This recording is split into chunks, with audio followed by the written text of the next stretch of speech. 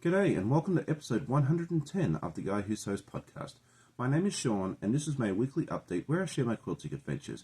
I'd like to welcome both new and returning viewers, but if you are new, I'd love it if you say hi in the comments so we all know we have a new friend. Come see what I've been working on, what I've completed, and all the other fun stuff. But let's go ahead and get started with what I've been up to this week. The first thing I was able to do was get some work done on Clue 1 of the Tree of Life, which is the brand new puzzle mystery quilt by Katy. And I think this looks stunning. Let me know what you think.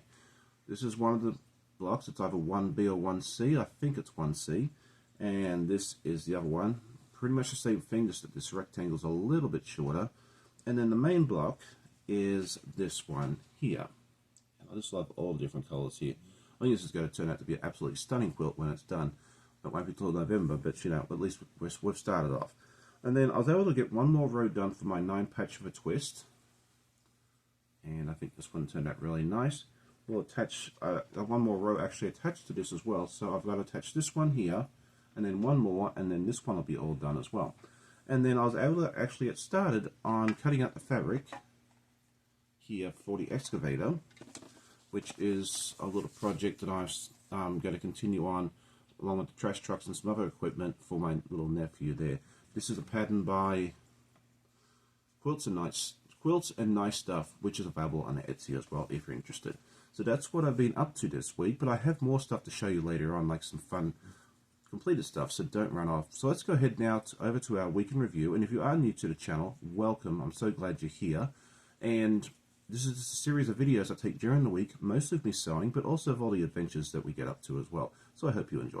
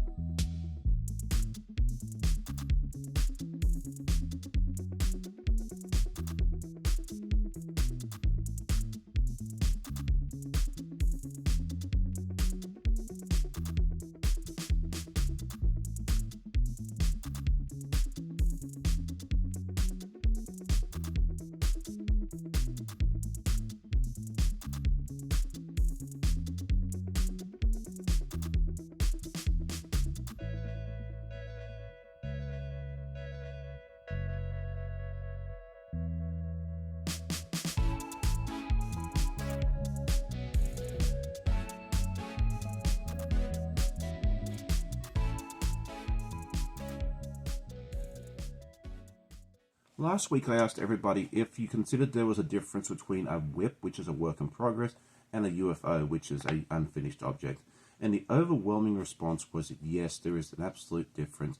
A whip is usually something that you're working on currently or having worked on quite recently, and a UFO is something that's been put away for a while or something else like that. There's a little bit of difference there, but yeah, there's definitely a difference. I had no idea, and I love that you all responded and let me know.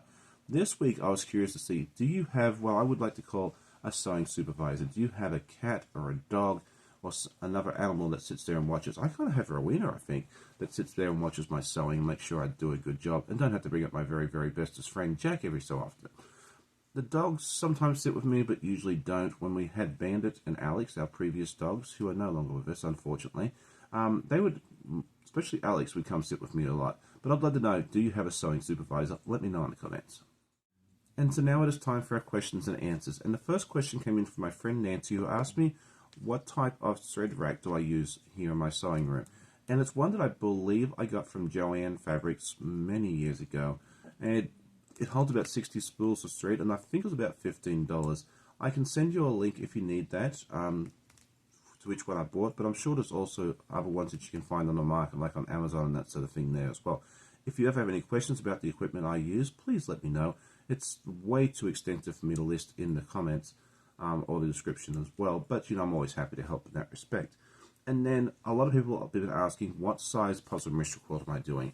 In the past, I've always done a small, and I love the small. I think the small at a 48 by 60 is a wonderful lap size quilt, even for someone that's at 6'5" like myself. But this time, Katy decided to send me a large. So I'm actually getting the experience of sewing a large for the first time. And so far it's been a really good experience as well. I always love hearing your questions, so if you have one you'd like me to answer on a future episode, please put it in the comments or send me a message or an email, and I'll be happy to feature it in a future episode. And so now it is time for news and events, and I had a lot going on this week. The first video that came out was the traveling quilt reveal, which was where I got to showcase a wonderful project I've been working on behind the scenes for quite some time. I'll show you that one just a little bit again. And this is a collab that I'm doing with Sue Becker and several other content creators. If you haven't seen that, you're missing out. You need to go check out that video. Late last week, I released the time-lapse of Clue 6 of the Carnival Puzzle Mystery Quilt by Cut. It's fun to see that clue come together in a matter of like 2.5 minutes. So go check that out. Yesterday morning, I had my friend Katy from My Hobby Home come hang out with me as we sewed Clue 1 of the new Puzzle Mystery Quilt by Cut together, and that was a lot of fun hanging out with Katy. And then this coming Saturday, I'm going to have my friend Liana from Pastry Queen Quilt Adventure join me, and we got to sew something together, and it's going to be a lot of fun. So you do not want to miss out on those. I hope you can join us, or go back and watch the replays or videos. Well, as many of you know, one of my exchange students, Lorenzo, who is from Italy, has been learning how to sew, and he's super excited to be able to share with you the project he completed tonight. So I completed this gnome. It's an American gnome. Sorry if I call you. Oh, you're fine. And it was my Christmas present from Sean and Amanda. And it took like 2-3 weeks to finish it. And then what was your favorite part about doing this?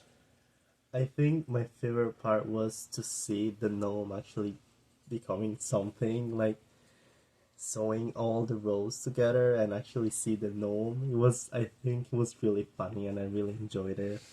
So yeah. Excellent. I'm so proud of Lorenzo. I think he did an absolutely awesome job. He's a perfectionist, so I'm trying to beat into him really hard that finish is better than perfect, and you are not going to have everything perfect the first, second, or even like me, the 454th time you've done it.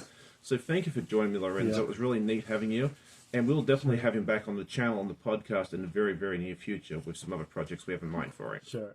So you got to see what Lorenzo finished this week. Let me show you what I got up to what I finished this week. The first one is the traveling quilt, which I explained just a few moments ago, and it's a series of Australian animals, which is the platypus, the galah, which is a type of Australian bird, the Tasmanian devil, the cockatoo, and the wombat. If you haven't seen that video, go over and check it out because it's a lot of fun as well. I also made a drawstring project bag, which is Valentine's Day themed, and a wonderful pink interior.